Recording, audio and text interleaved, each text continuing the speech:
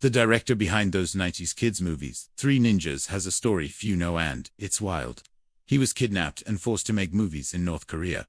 Shin was a big deal in South Korea in the late 70s.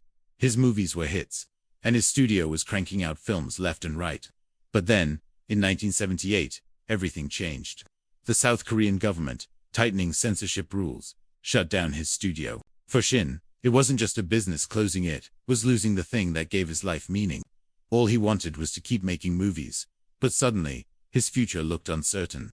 Meanwhile, far to the north, Kim Jong Il was watching closely.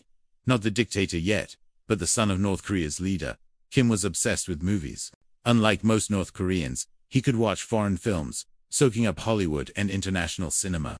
When he took control of North Korea's film industry, his goal was ambitious: make movies that could compete globally, not just serve as propaganda.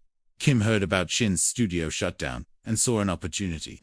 His plan: kidnap the talent and bring it to North Korea to build a film empire. The first move was Choi, a famous South Korean actress and Shin's ex-wife. They had worked together before but hadn't kept in touch after their divorce. Kim's team tricked Choi with a fake film project invite. She traveled to Hong Kong to meet a supposed wealthy producer, but instead, she was ambushed by men in speedboats, sedated, and taken to Pyongyang. Kim greeted her like royalty, putting her in a luxurious villa, guarded around the clock. Despite the comfort, Choi was terrified, trapped with no clue why she'd been kidnapped. Shin, desperate to find her, went to Hong Kong himself in 1979. But the same fate caught him kidnapped, blindfolded, and taken north. Initially, Kim treated him well, but Shin was restless.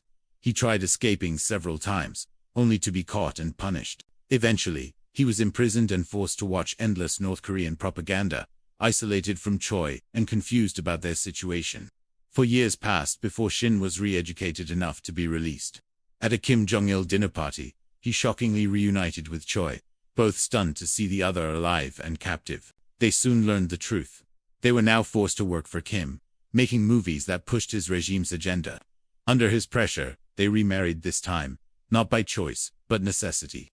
Their studio grew into a massive operation, with over 700 employees.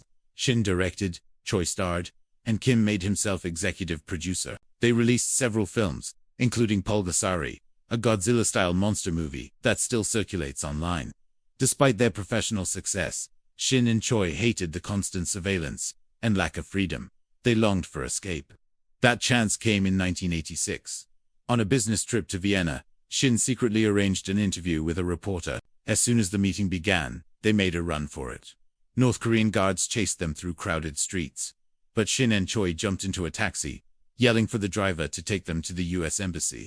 Traffic nearly stopped their escape, but they sprinted the last stretch on foot and claimed asylum. Back in Pyongyang, Kim was furious. He banned their movies and publicly denied kidnapping them, spinning false stories about theft to tarnish their names. Meanwhile, Shin and Choi started a new life in America. They stayed together for the rest of their lives, bonded by their incredible journey. Shin eventually found his way to Hollywood, producing and directing the Three Ninjas movies, light-hearted kids films that hide an unbelievable backstory of survival, foresight, and resilience under one of the world's most secretive regimes. It's a reminder that behind some of the most unexpected stories, there's always more than meets the eye.